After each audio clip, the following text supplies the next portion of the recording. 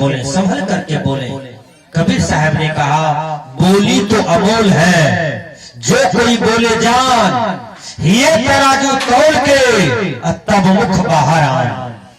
सदगुरु कबीर कहते हैं कि बोली को संभल करके बोलो, तराजू को तोड़ करके बोलो। जैसे सोनरा सोना को तोड़ करके न एक रत्ती बेसी देता है न कम देता है, उसी प्रकार बोली को नाप करके बोलो। वह बोली कल्याणकारी हो जाता है, वह बोली शांतिदायक हो जाता है। विचार कीजिएगा। तो आए माता, आप अपनी वाणी को मधुरभाषी करो। कैसे? आप जितना बढ़िया व्यवहार करोगे, बोली बोलोगे, वही बात बच्चा भी सीख लेता है। अच्छा एक बात देखिए, जिसका पिता डॉक्टर है, हम देखे हैं उसका बेटा क्या करता है, जब बच्चा में खेलता है ना, तो संठी का सिरिंज बनाता है, कोई फेंका हुआ बोतल लाता है, उसमें पानी भर देता है, संठी का सिरिंज बना करके निडिल दे करके उसमें झूठे से कहता है तुम बोलो हमको बुखार है, बीमार है, सर्दी खांसी होता है। बच्चे संठी का सिरिंज से दवाई देता है। डॉक्टर का बच्चा देखा है अपने पिताजी को, जैसे जैसे करते हुए वैसे वैसे बच्चा मट्टी का खिलौना से खेल लेता है। विचार कीजिए, वही बच्चा मट्टी का टेबलेट बना करके झूठे से कहता है तुम इसको खा लो, तुम्हारा तबीयत ठीक हो जाएगा। अपने पिताजी को टेबलेट देते हुए देखा था। इसलिए माता पिता का जैसा संस्कार होता है, वही संस्कार का धारण करते हैं बच्चा। इसलिए आप गाली न दो, बच्चा गाली नहीं देगा। आप बड़ों को प्रणाम करो, छोटों से प्यार करो। आप बूढ़ों को प्रणाम करें, माँ बाप को प्रणाम करें, और बच्चा को भी बोलिए रे बेटा तू भी दादा दादी को शाम सुबह आरती दिखाओ, प्रणाम करो। बच्चा को ये मत कहिए जाके खुट्टा को प्रणाम करो, नाद को प्रणाम करो, पीपल गाछ को प्रणाम करो।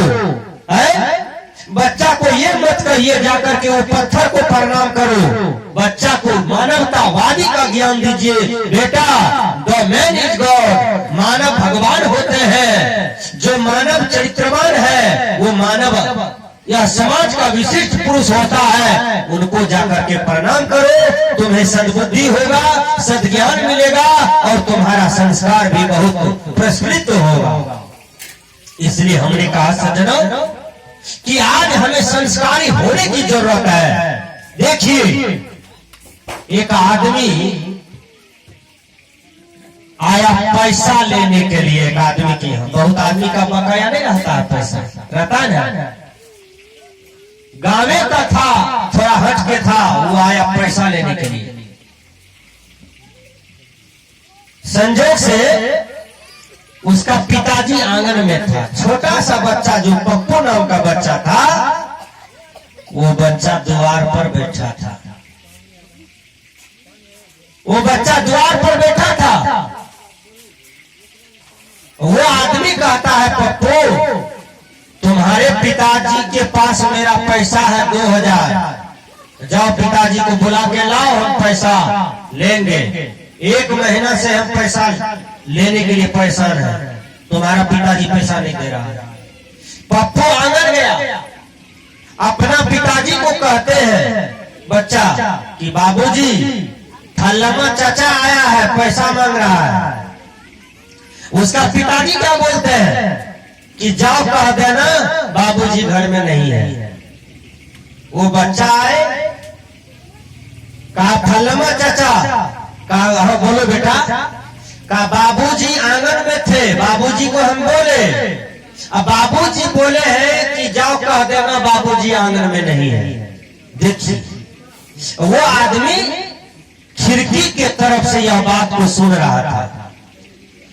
वो तो बेचारा मरमसा करके लाज होकर के लज्जा उसको लगा, वो चला गया द्वार पर से। और वो पप्पू जब आंगन में आया तो उसको क्या क्या उसका पिताजी कांख पकड़ करके, हाथ पकड़ करके ऊपर उठा करके थबार दिया। कहा तुमको बोले हम जाकर के कहो, किस ढंग से बोलने के लिए, तू किस ढंग से बोल दिया वहां पर, बोले वो बच्चा, छोटा बच्चा कहता है, बाबूजी आप ये बोलते हैं कि आप मेरा नाक कटा दिया बेटा। आपके बाबूजी, आप जैसे पिताजी को धन्यवाद है, लाख लाख धन्यवाद है कि अपना ही बेटा को झूठ बोलने के लिए सिखाते हैं।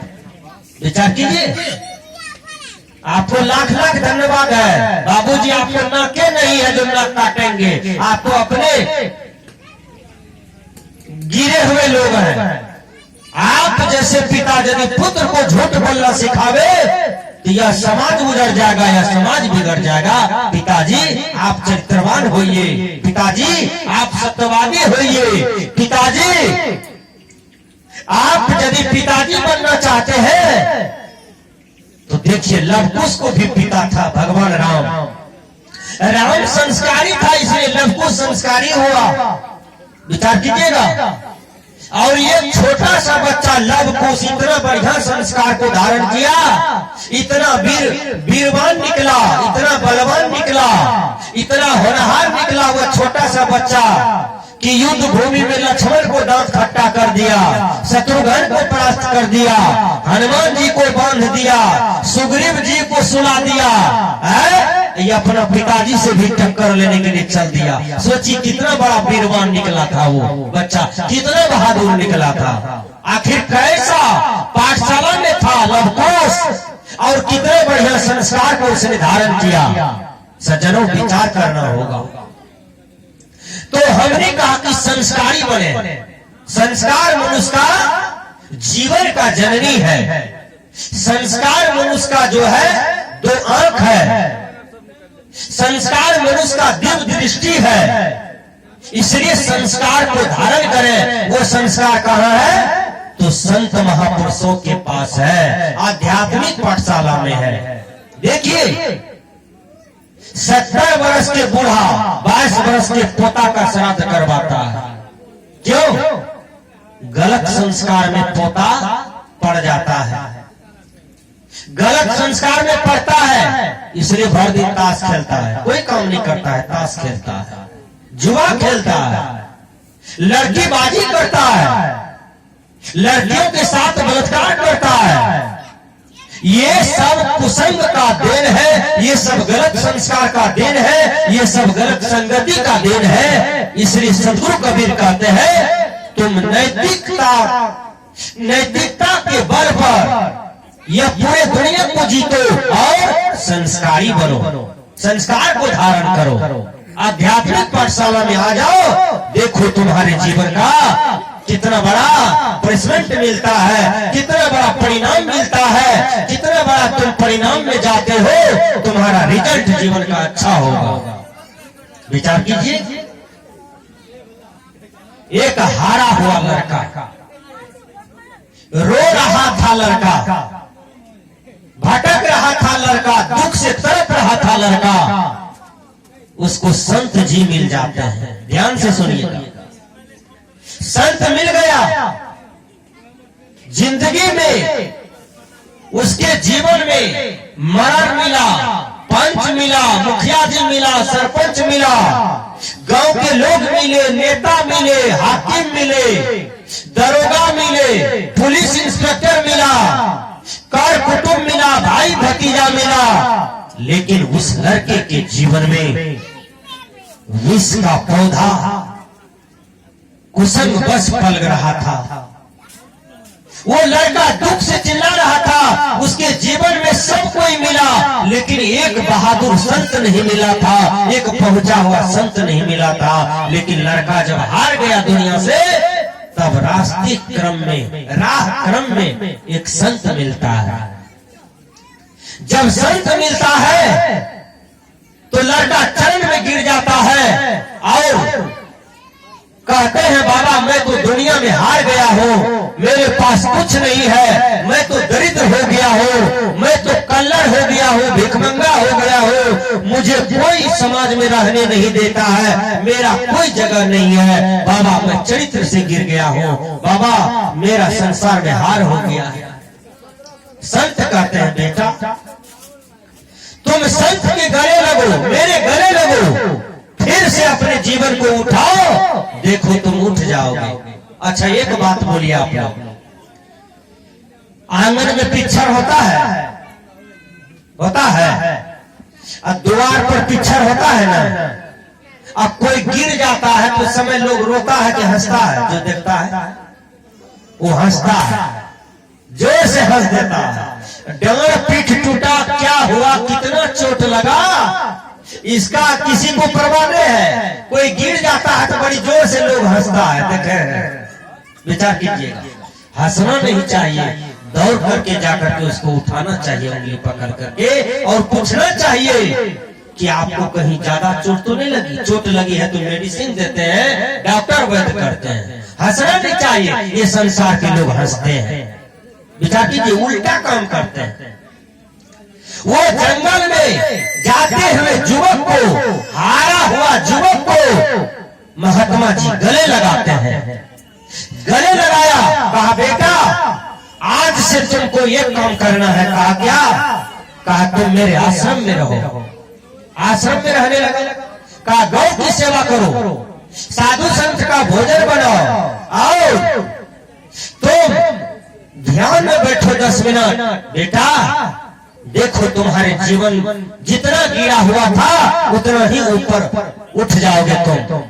धीरे धीरे लड़का ध्यान करने लगा और संत की सेवा करने लगे, आश्रम में गौ की सेवा करने लगे।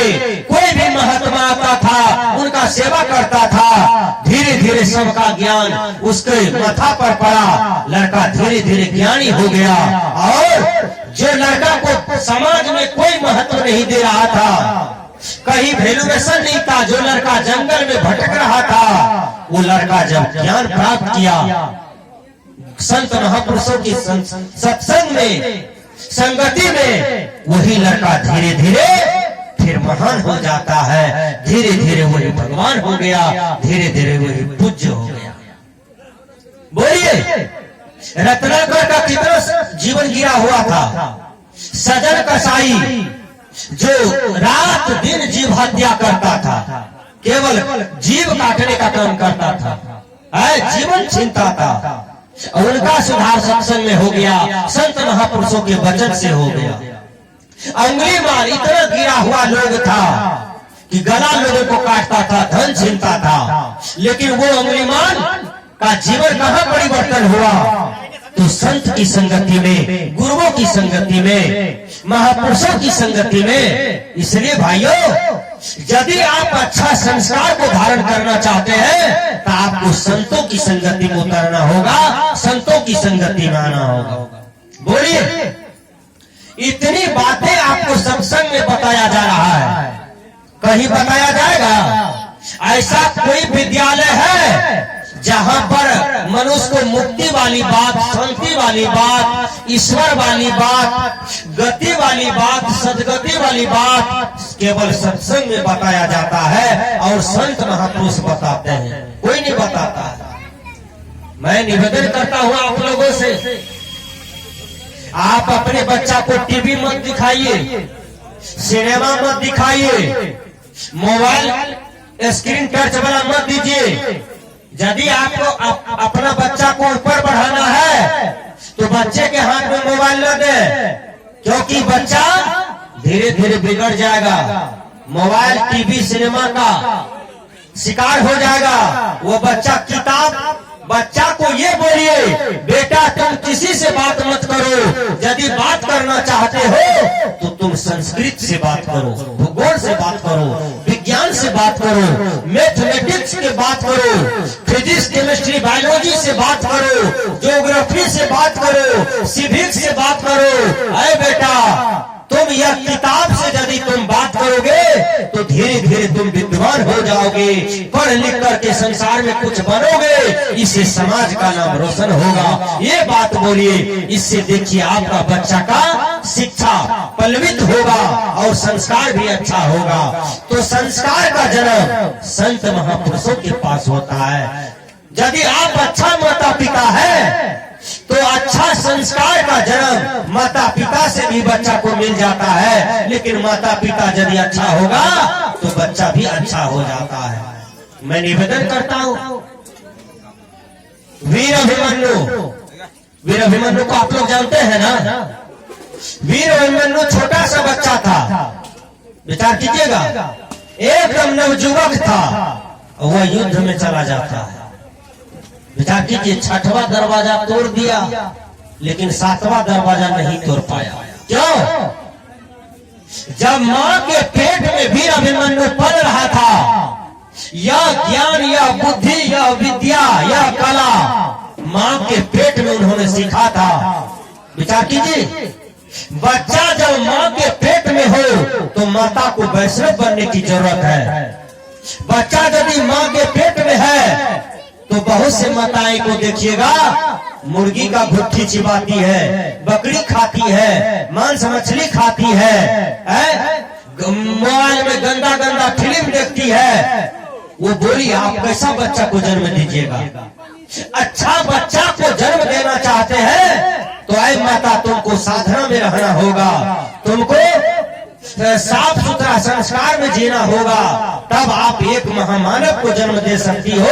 नहीं तो बच्चा माँ के पेट में भी पढ़ता है, बच्चा माँ के पेट में भी सीखता है। इसलिए प्रथम संस्कार का जननी माता होता है, दूसरा संस्कार का जननी पिता होता है, और तीसरा संस्कार का जननी समाज होता है, चौथा संस्कार का जननी ये राष्ट्र होता है, और 5वां संस्कार का जननी संत महापुरुष होता है। विचार कीजिएगा, आप संत महापुरुष से बच्चों को दूर रखते हैं, क्या कहते हैं? रे बेटा चोप चोप बाबाजी जाए छे न तो झोला में कैसे ले तो। ये बात आप नहीं कहते हैं कि बेटा महात्मा जा रहा है, संत जा रहे हैं, गुरु जा रहे हैं, जाकर के प्रणाम करो। है ज्यादा पढ़लका लोग देखियो आजकल केहन प्रणाम करे छे, एक हाथ से प्रणाम करे छे, एक लगा अलगे से प्रणाम करे छे, एकरा कौन प्रणाम करे छे हो भैया? विचार कीजिएगा, भगवान राम जब सुबह जगते थे तो माता कौशल्या को प्रणाम करते थे पैर छू करके। बोलिए, लक्ष्मण, शत्रुघ्न, भरत सब भाई, उसको किसने संस्कार दिया? गुरु संस्कार दिया था। इसलिए अच्छा गुरु से अच्छा संस्कार मिलता है, गलत गुरु से गलत संस्कार मिलेगा। विचार कीजिएगा, गुरु भी अच्छा होना चाहिए, माता पिता भी अच्छा होना चाहिए, इसलिए तब हमारा समाज का संस्कार का उत्थान होगा। इसलिए हमने कहा संस्कारी बनो, नैतिकवान बनो। संस्कार और नैतिक जो है यह बहुत बड़ा मायने रखता है मानव जीवन में सज्जनों, नहीं तो आपका जीवन दागी होकर के यह संसार से चला जाएगा। मैं निवेदन करता हूँ आपसे, एक झलक देता हूँ सुल्ताना। आज बहुत से आदमी देखिएगा अपने बच्चा को मन बढ़ा देते हैं, बच्चा मन लगा के गाली दे रहा है, टोला समाज में बूढ़े बुजुर्ग को गाली देता है, या पीठ थपथपाते रहते हैं कि वाह बेटा वाह, बड़ा सुंदर काम किया है। विचार कीजिएगा सज्जनों, वही बेटा वही पोता कल आपके कपार पर लाठी मारेगा। है जो बेटा पोता आज दूसरे की फसल चला देता है, या वाहवाही करते हैं बेटा बेजोर काम किया है, दूध बढ़िया लग रहा है भैंस, ये नहीं कहते हैं बेटा किसी का फसल नहीं चराना है, किसी का खेत नहीं उजाड़ना। बोलिए बेटा मोटरसाइकिल लेके जा रहे हो, 80 की स्पीड में, 60 की स्पीड में गाड़ी नहीं चलाना, 50 की स्पीड में नहीं चलाना बेटा, 30-40 के अंदर में जाना और आगे पीछे सावधानी रखना। तो गार्जियन का बुद्धि ठीक रहेगा तब न सबका बुद्धि ठीक रहेगा। बोलिए, एक ड्राइवर जो गाड़ी चलाता है वो सही चलाएगा तो सब लक्ष्य तक पहुंच जाता है। हम दादा दादी हैं, हमारा संस्कार बिगड़ा हुआ, हम बीड़ी पीते हैं, हम गांजा पीते हैं, हम मांस मछली खाते हैं, हम गाली देते हैं, हम लड़ाई झगड़ा करते हैं, हम रात दिन दूसरे का शिकायत करते हैं, निंदा करते हैं। क्या यह मानवीय कर्म है? क्या यह कर्म वंदनीय है? क्या यह कर्म प्रशंसनीय है? क्या यह कर्म सम्मानजनक है? नहीं सज्जनों, आज हमें अपने आप को बदलने की जरूरत है। हमने कहा सुल्ताना पढ़ने जाता है, जब पढ़ने गया तो एक बच्चा का सिलेट पेंसिल चुराया। ध्यान से सुनिएगा, सिलेट पेंसिल जब चुराया तो माँ धन्यवाद दिया, बेटा पार्टी नहीं गिनना पड़ेगा, पेंसिल नहीं गिनना पड़ेगा। माँ धन्यवाद दिया बेचारी, बच्चा का मन बढ़ गया। दूसरे दिन दूसरे का किताब चुरा लिया, कलम चुरा लिया, माँ फिर धन्यवाद दिया। तीसरे दिन किसी का पैसा चुराया, फिर माँ धन्यवाद दी। फिर वही बच्चा कदीमा चुराया, कद्दू चुराया, खीरा चुराया, धन्यवाद दिया। हमारे बिहार में भी बहुत प्रकार का चोर होता है। बहुत ऐसा चोर है कि तरकारी भी चुरा के खा जाती है गोतनी। ये भी चोरे है। नकबंदी चुरा के पहन लिया, पायल चुरा लिया, साया चुरा लिया, साड़ी चुरा लिया, यही सब चोर है। विचार कीजिएगा, किसी का रसूल चुरा लिया, किसी का प्याज चुरा लिया, ये सब भी चोरे हैं। तो छोटका चोर हो कि बड़का चोर हो, यह चोरी जो करते हैं यह गलत है। किसी का गाय चुरा लेना, किसी का खसी पट्ठा चुरा लेना, भैंस चुरा लेना, ये सब गलत संस्कार है। यह संस्कार का त्याग करना चाहिए। सजनो, सुल्ताना बेचारा चोरी करते करते बड़का डकैत बन गया। उसके नाम से लोग डर से कांपने लगे, उसके नाम से लोग भयभीत होने लगे। अब विचार कीजिएगा, वही सुल्ताना एक दिन बहुत बड़ा डाकू के नाम से प्रख्यात हुआ।